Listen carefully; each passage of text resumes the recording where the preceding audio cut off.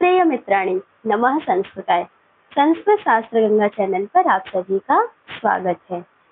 आइए मित्रों, जैसा कि हम इसके पहले दो कारिका को पढ़े थे।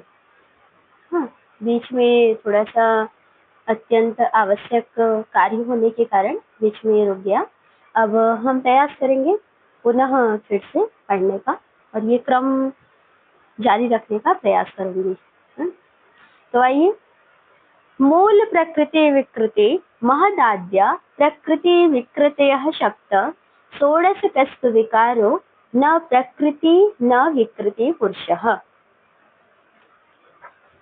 इस कारिका में कह रहे हैं कि मूल प्रकृति विकृति महदाद्या, जो इसको पहले ऐसे करिए, मूल प्रकृति अविकृति। जो मूल प्रकृति है क्या है? अविकृति है, मतलब वह किसी का विकार नहीं है। इसीलिए मूल प्रकृति को क्या कहा गया? मूल प्रकृति को अविकृति कहा गया। मूल प्रकृति क्या है? अविकृति। फिर देखिए, अब महदाद्या, महद आद्या, महद आदि, ये क्या है?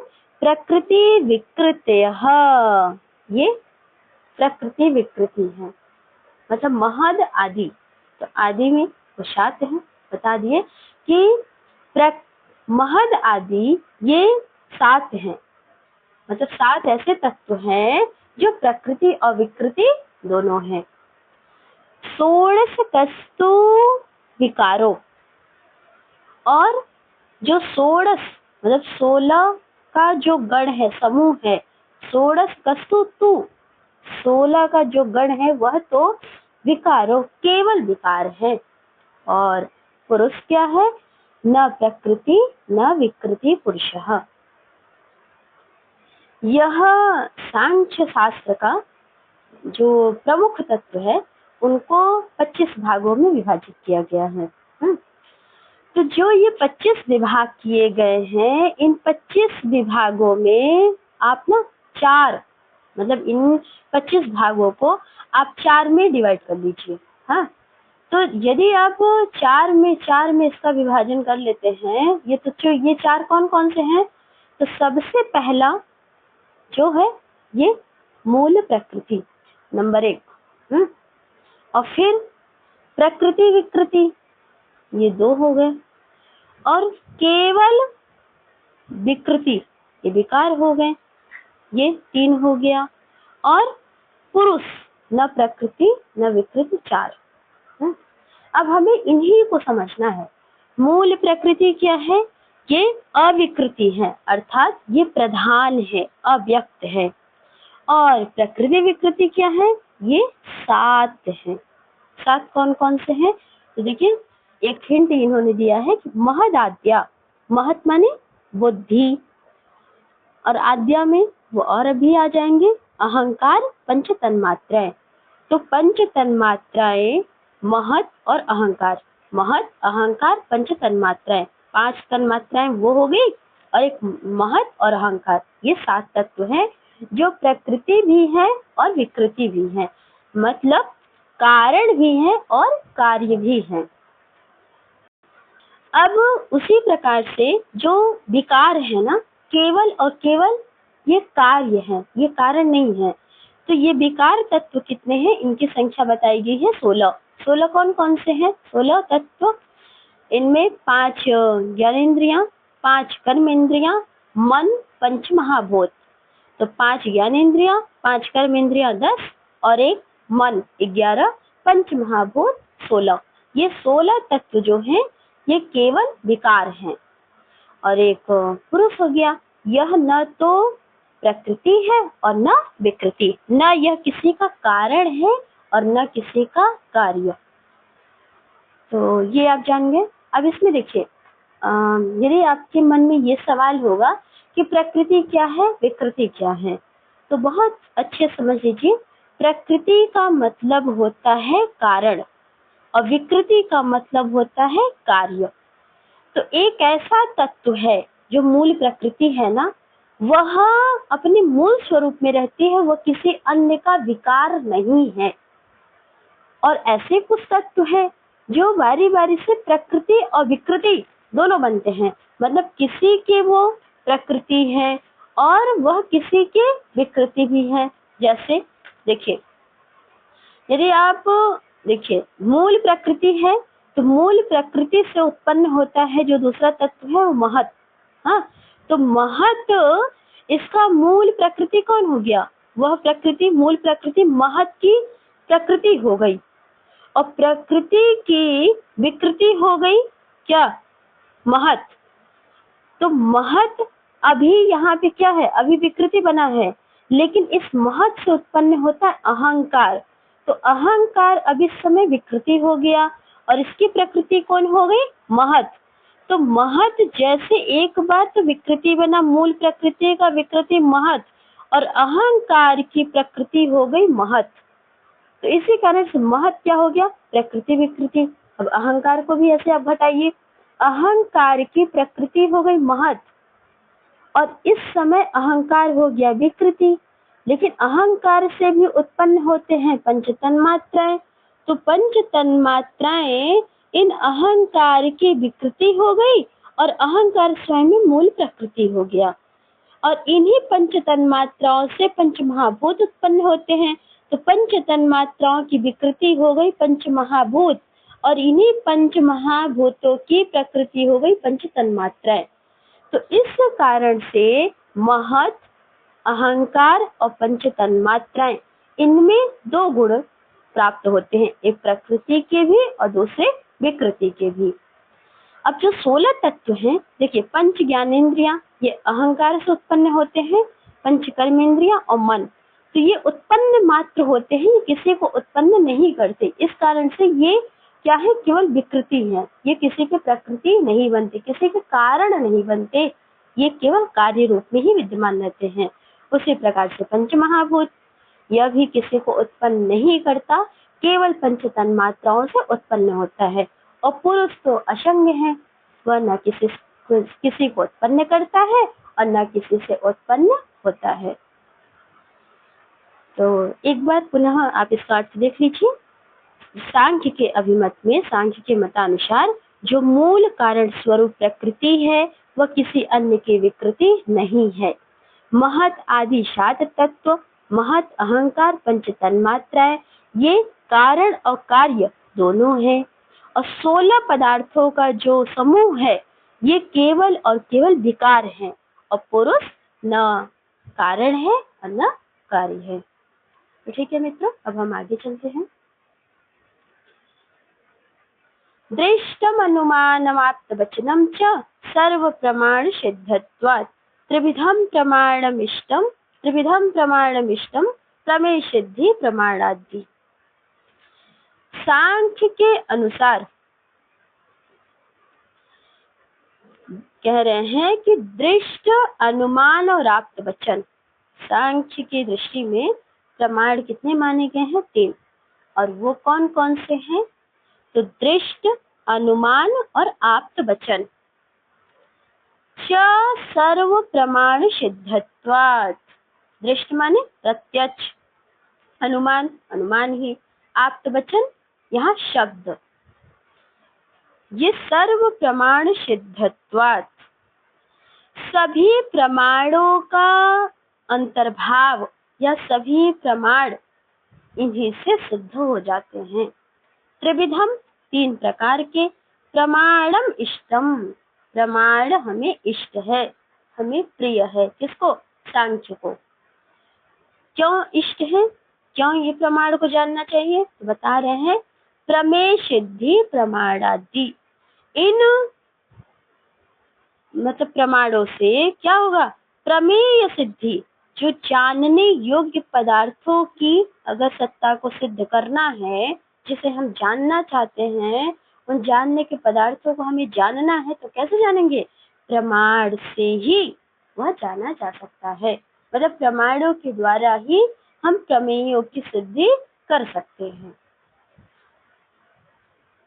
तो ये कहना चाह रहे हैं कि इन्हीं जो सभी प्रमाणों में सांख्य सभी प्रमाण माने गए हैं जो, तो इनमें सांख्य में सभी प्रमाणों का अंतर्भाव मतलब अन्य अन्य दर्शनों के अनुसार अलग अलग प्रमाणों को स्वीकार किया गया है। तो कह रहे हैं कि सभी प्रमाणों का अंतर्भाव कहाँ पर हो जाता है? दृष्ट, प्रत्यक्ष, अनुमान और आप्त वचन मतलब शब्द प्रमाण में ये क्या होते हैं? अंतर्भाव हो जाते हैं। इस कारण से हमें ये तीन प्रमाण ही इष्ट हैं। क्यों तीन प्रमाण इष्ट हैं? क्योंकि प्रमाणों से ही प्रमेयों की शुद्धि होती है। प्रमाणों से ही प्रमेयों की सिद्धि होती है। और जैसा कि आप सभी जानते हैं कि जो दर्शन की कैटेगरी है, कई सारे दर्शन हैं, कुछ नास्तिक है, कुछ आस्तिक दर्शन है। तो इनमें प्रमाणों की सत्ता भी अलग अलग मानी गई है। जैसे चार्वाक दर्शन है, तो चार्वाक मात्र एक प्रमाण को स्वीकार करता है। वह कौन सा है? वह है प्रत्यक्ष प्रमाण। प्रत्यक्ष प्रमाण को चार्वाक स्वीकार करता है। अब बौद्ध है, बौद्ध दो प्रमाणों को स्वीकार करता है, प्रत्यक्ष और अनुमान। इसी प्रकार से सांख्य है, आप अभी जानिए, तीन प्रमाण त्रिविधम इन्होंने कहा है। योग भी तीन प्रमाण को ही स्वीकार करता है और वेदांत भी तीन प्रमाण को स्वीकार करता है। इसे ध्यान रखिएगा। वेदांत में वैष्णव वेदांत, वेदांत में जो वैष्णव वेदांत है वो भी तीन प्रमाण को ही मानते हैं। मतलब सांख्य, योग और वैष्णव वेदांत ये तीन प्रमाण को ही स्वीकार करते हैं। न्याय और वैशेषिक ये चार प्रमाण को स्वीकार करते हैं। कौन कौन से? प्रत्यक्ष, अनुमान, उपमान, शब्द। चार प्रमाण न्याय भी स्वीकार करता है और वैशेषिक भी। कहीं कहीं कहा जाता है कि वैशेषिक दो प्रमाण को भी स्वीकार करता है। ऐसे वैशेषिक दो ही प्रमाण स्वीकार करता है, क्योंकि ये कहीं पर आया हुआ है, इसको एक बार देखेंगे। फिर आइए प्रभाकर मीमांसक। ये प्रभाकर मीमांसक जो है 5 प्रकार के प्रमाण स्वीकार करते हैं। कौन कौन से? प्रत्यक्ष, अनुमान, उपमान, शब्द, अर्थापत्ति। और भाट्ट मीमांसक और वेदांत दर्शन जो है ये 6 प्रमाण को स्वीकार करते हैं। प्रत्यक्ष, अनुमान, उपमान, शब्द, अर्थापत्ति, अभाव। और इसी प्रकार से जो पौराणिक हैं उनके अनुसार प्रत्यक्ष, अनुमान, उपमान, शब्द, अर्थापत्ति, अभाव और संभव और एतीय, इस प्रकार से वो 8 प्रमाण को स्वीकार करते हैं। ये प्रश्न शायद पीजीटी में एक बार पूछा था कि वैशेषिक कितने प्रमाण स्वीकार करते हैं? तो वैशेषिक 2 ही प्रमाण स्वीकार करते हैं। एक बार फिर से देख लीजिए। चार्वाक 1 प्रमाण, प्रत्यक्ष, बौद्ध 2 प्रत्यक्ष और अनुमान, सांख्य, योग और वैष्णव वेदांत 3 प्रत्यक्ष, अनुमान और शब्द, न्याय 4, वैशेषिक 2 प्रमाण, प्रभाकर मीमांसक ये 5 मानते हैं, प्रत्यक्ष, अनुमान, उपमान, शब्द, अर्थापत्ति। और भाट्ट मीमांसक ये 6 प्रमाण मानते हैं, प्रत्यक्ष, अनुमान, उपमान, शब्द, अर्थापत्ति और अभाव। और पौराणिक ये 8 प्रमाण स्वीकार करते हैं, प्रत्यक्ष, अनुमान, उपमान, शब्द, अर्थापत्ति, अभाव, संभव और एतीय। तो ठीक है मित्रों, इसको आप समझ ही गए होंगे, ऐसा अनुमान करती हूँ। अब मैं आगे चलती हूँ। प्रति विषयाध्वसायो दृष्टम त्रिविधम अनुमानमाख्यातम तल्लिंग लिंगी पूर्वकम आप्त श्रुति राप्त वचनम। तो देखिए यहाँ पर अब कह रहे हैं कि प्रति विषयाध्वसायो दृष्टम, प्रति विषय जो विषय है, विषयों से संबंध इंद्रियों पर जो आश्रित है, मतलब प्रति विषय प्रत्येक विषय वो किस पे आश्रित है? अध्वसाय मतलब प्रति विषय। इस प्रति विषय का देखिए, प्रति विषय मतलब जो इंद्रियां हैं वो इंद्रियां विषयों पर मतलब प्रत्येक विषय, ऐसा समझिए, प्रति विषय विषय से संबंध वो किस पे है? इंद्रियां। मतलब जितने विषय हैं वह कहीं ना कहीं इंद्रियों पर ही आश्रित है। मतलब हम विषयों का ज्ञान कैसे करते हैं? इंद्रियों से करते हैं। तो विषय का संबंध इंद्रियों पर ही आश्रित है।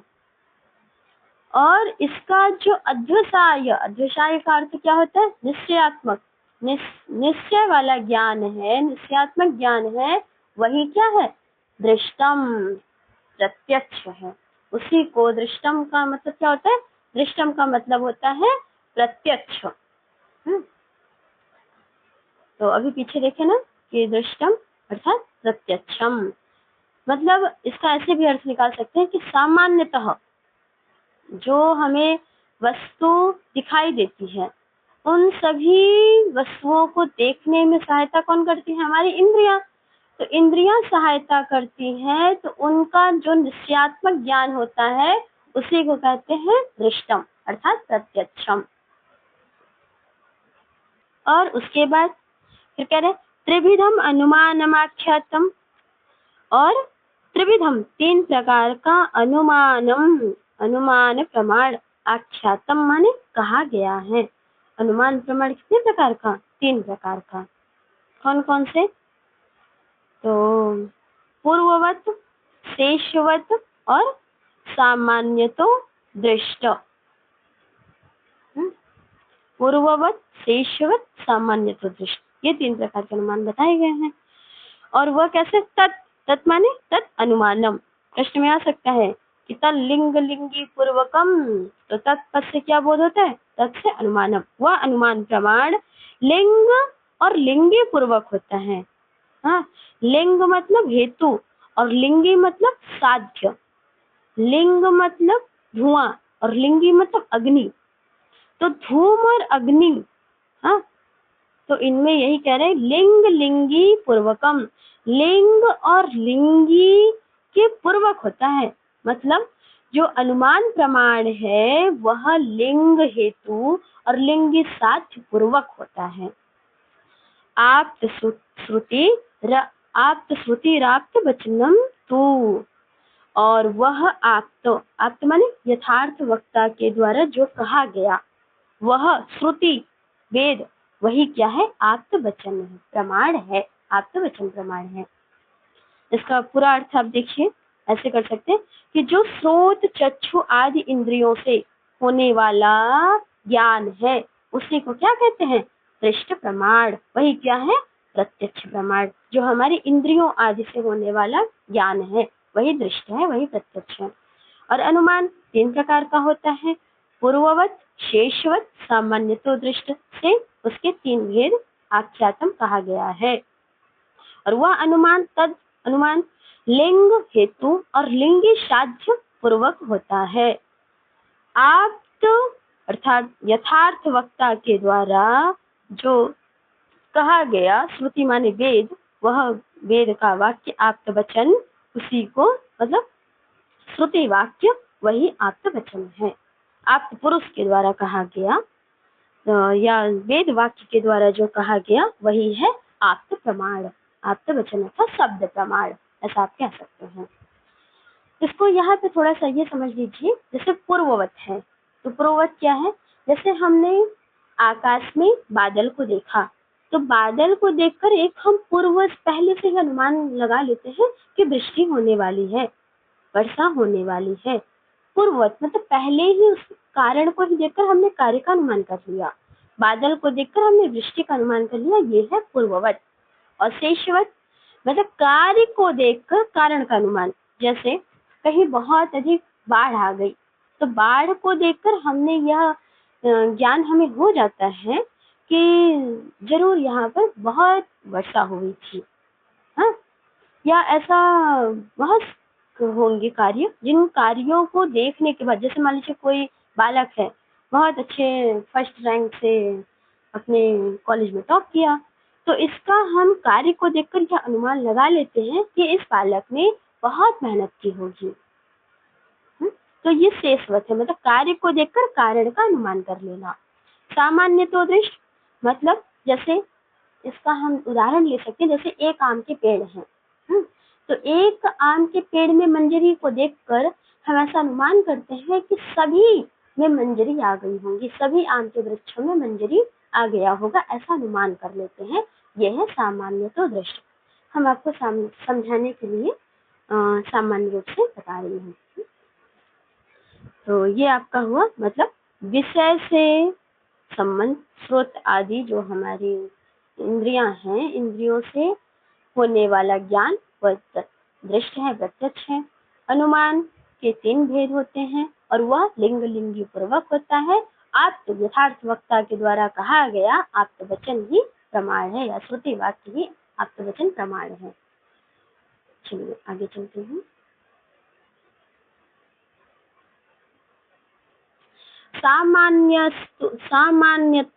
सामान्यतस्तु दृष्टात् अतीन्द्रियाणां प्रतीतिरनुमानात् तस्मादपि च सिद्धं परोक्षमाप्तागमात् सिद्धम्।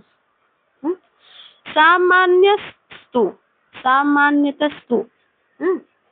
सामान्यतः दृष्टात् अतीन्द्रियाणां, ये कहना चाह रहे कि सामान्यतः जो प्रत्यक्ष से दृष्ट माने प्रत्यक्ष, सामान्यतः जो सामान्य रूप से है वो दृष्ट माने प्रत्यक्ष, अतीन्द्रियाणाम प्रत्यक्ष से नहीं ज्ञान प्राप्त किया जा सकता। ऐसे सामान्यतः जिन विषयों का ज्ञान हमें प्रत्यक्ष से नहीं हो सकता, प्रत्यक्ष नहीं दिखाई देता, लेकिन हमें उनका ज्ञान प्राप्त करना है, तो कैसे करेंगे? प्रतीतिर अनुमानात्, उनका हम प्रतीति, उनका ज्ञान, उनको हम जानेंगे अनुमान से। मतलब सामान्य रूप से जिन वस्तुओं का ज्ञान हमें दृष्ट प्रमाणों से नहीं होता, मतलब सामान्य रूप से ऐसी वस्तुएं हैं जिनको हम इन इंद्रियों के द्वारा नहीं जान सकते, तो उनको यदि हमें जानना भी है तो कैसे जानेंगे? क्या करते हैं? अनुमान लगा लेते हैं, अनुमान से उसका ज्ञान प्राप्त करते हैं। और तस्मादपि च सिद्धम, तस्मात् माने वह अनुमान, और जो अनुमान से भी अशुद्ध हो, जिसको हम अनुमान से भी, जिसकी प्रतीति नहीं कर सकते, अनुमान प्रमाण से भी जिसको नहीं जान सकते, ऐसे विषयों को कैसे? परोक्षम, ऐसा परोक्ष, आप्तागम मतलब आप्त शब्द प्रमाण से सिद्धम, उन विषयों को हम शब्द प्रमाण से जानते हैं। कितना अच्छा, मतलब इसका सीक्वेंस देखिए। पहले कह रहे हैं कि सामान्यतस्तु, जो सामान्यतः सर्वसामान्य इंद्रिय ग्राह्य विषयों का जो ज्ञान है उनका तो हम दृष्टा मतलब दृष्ट प्रत्यक्ष प्रमाण से जान लेते हैं। ठीक है, सिंपल सी बात है, हा? उनको हम प्रत्यक्ष प्रमाण से जान लेते हैं। सामान्य वस्तुओं का ज्ञान हम कैसे प्राप्त करते हैं?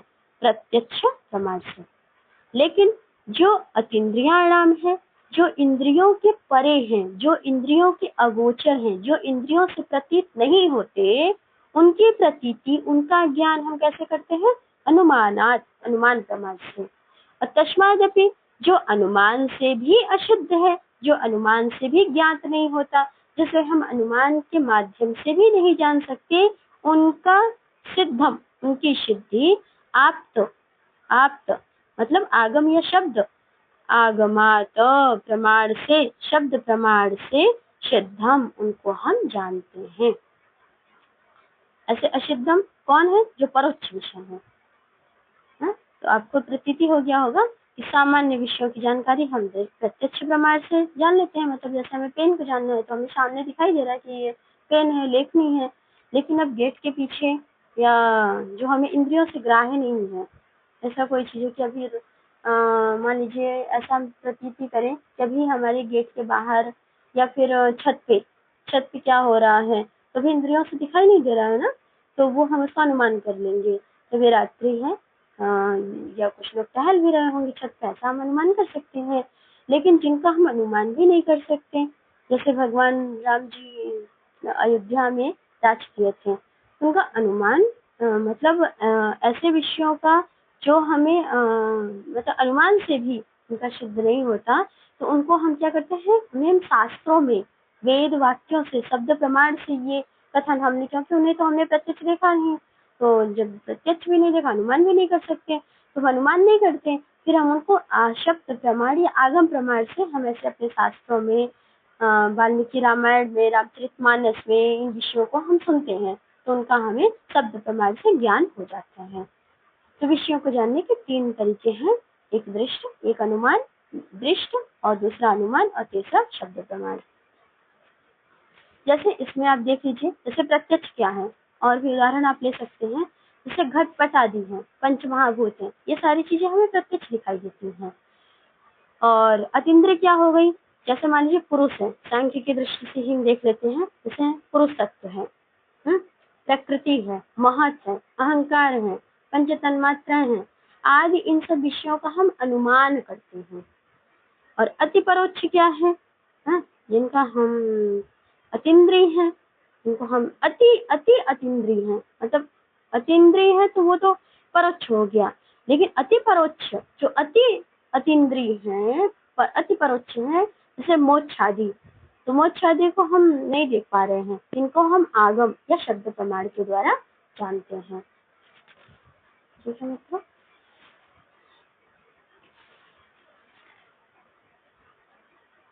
इसको आप सामान्य रूप से चाहे तो एक बार अर्थ पूरा हिंदी अर्थ देख लीजिए। आगे बढ़ गया, जो सामान्य विषयों इंद्रिय ग्राह्य का जो ज्ञान होता है वह प्रत्यक्ष प्रमाण से होता है, किंतु जो इंद्रियों से भी अगोचर या पदार्थों की जो अतीन्द्रिय हैं उनकी प्रतीति हम अनुमान प्रमाण से करते हैं, और जो अनुमान प्रमाण से भी ज्ञात न होने वाले पदार्थों की सिद्धि आगम प्रमाण से करते हैं। चलिए अब आगे चलते हैं, एक लास्ट कार्य क्या और देखेंगे। अति दूरात सामीप्यादि इंद्रिय घाताद मनो अनवस्थानात् सौक्ष्म्याद व्यवधानात् अभिभावात् समाना विहाराच्च।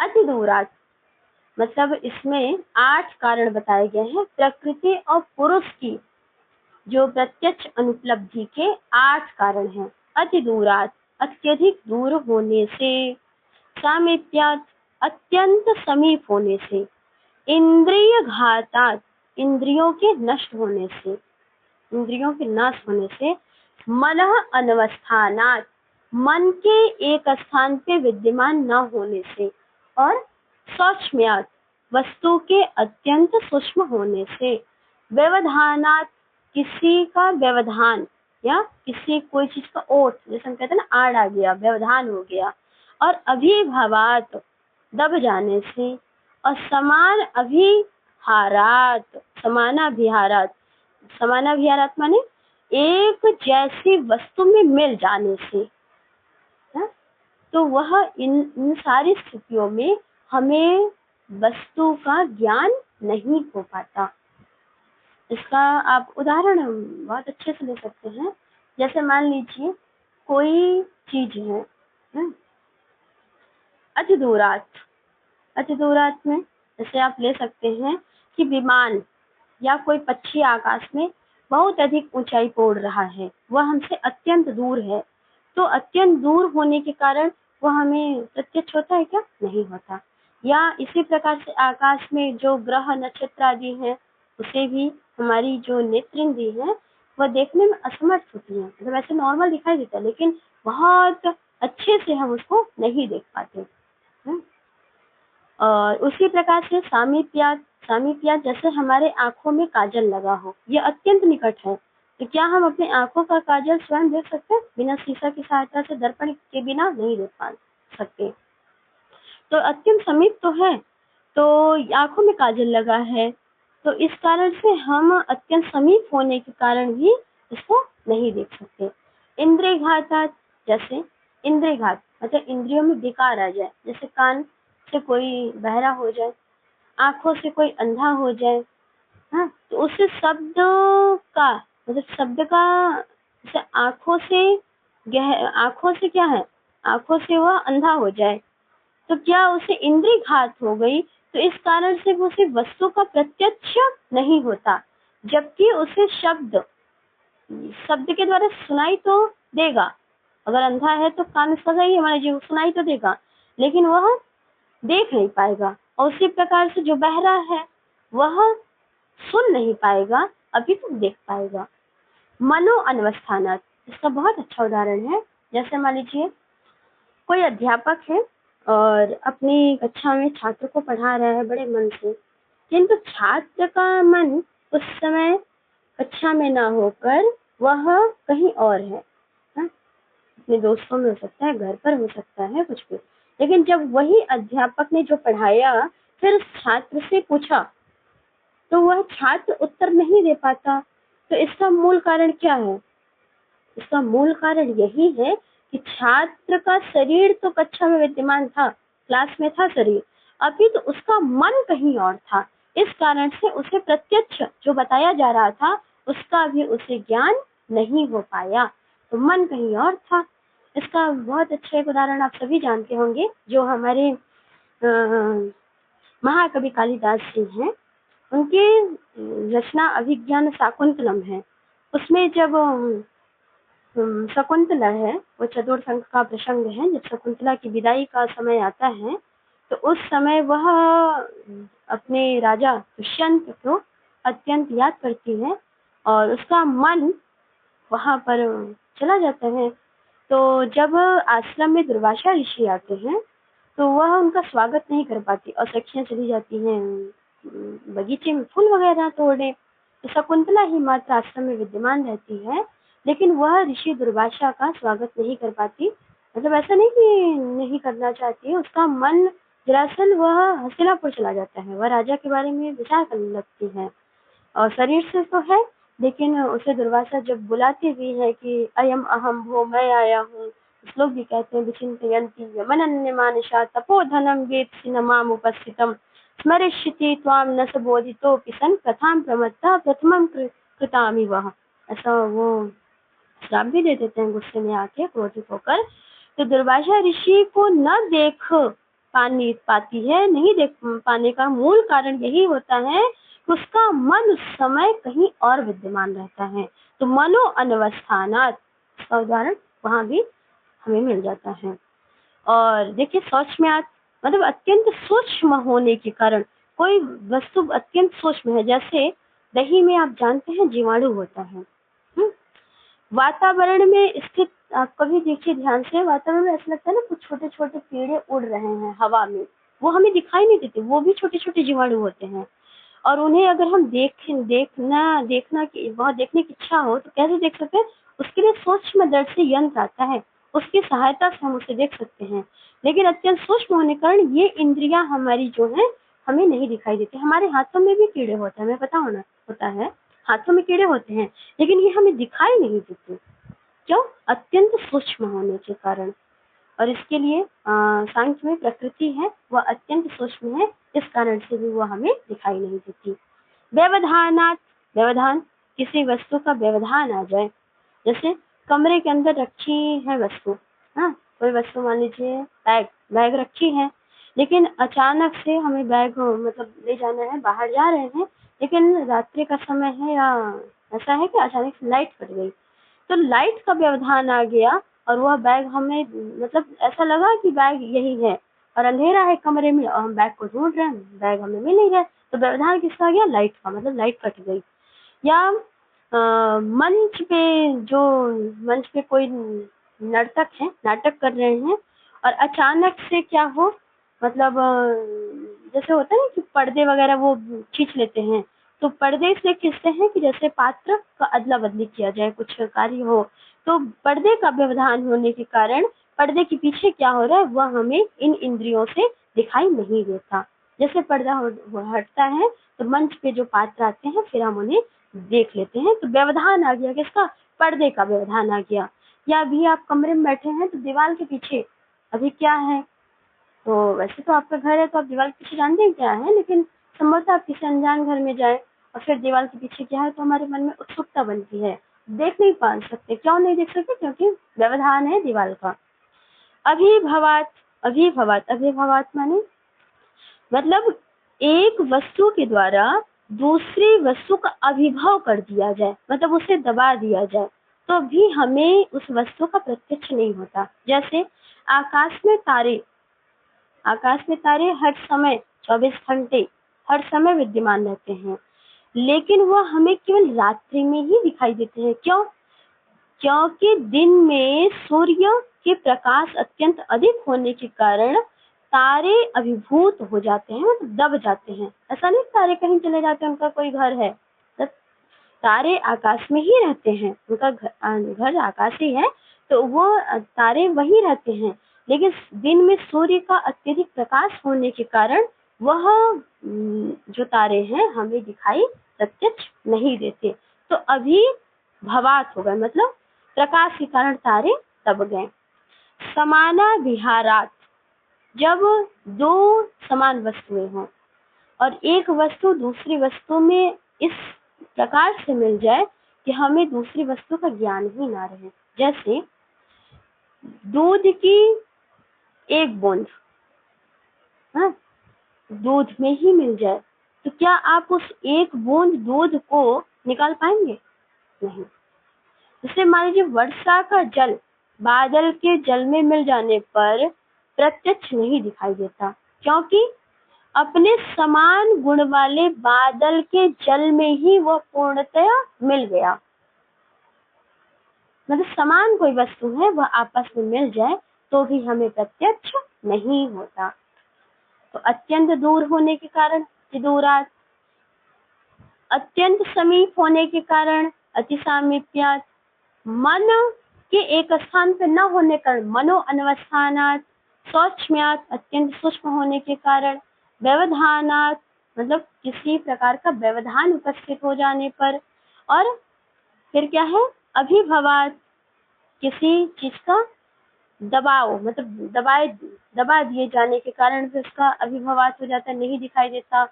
और लास्ट है समाना विहाराच्च, अपने समान वस्तु में मिल जाने से, च इन कारणों से हमें वस्तुओं का अभाव होता है, मतलब वस्तुओं का प्रत्यक्ष नहीं हो पाता।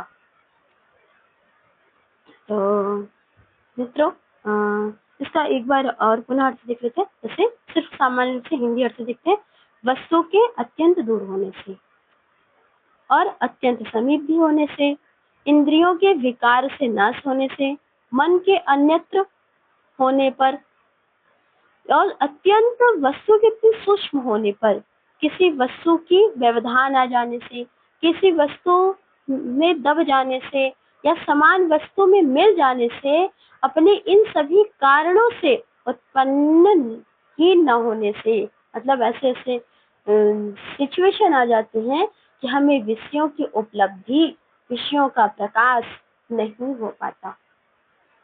तो ठीक है, आज के लिए मित्रों इतना ही। आप अपने सुझाव हमें अवश्य प्रदान कीजिएगा। आपके सुझाव हमारे लिए एक मोटिवेशन का कार्य करता है। धन्यवाद मित्रों, शुभ रात्रि।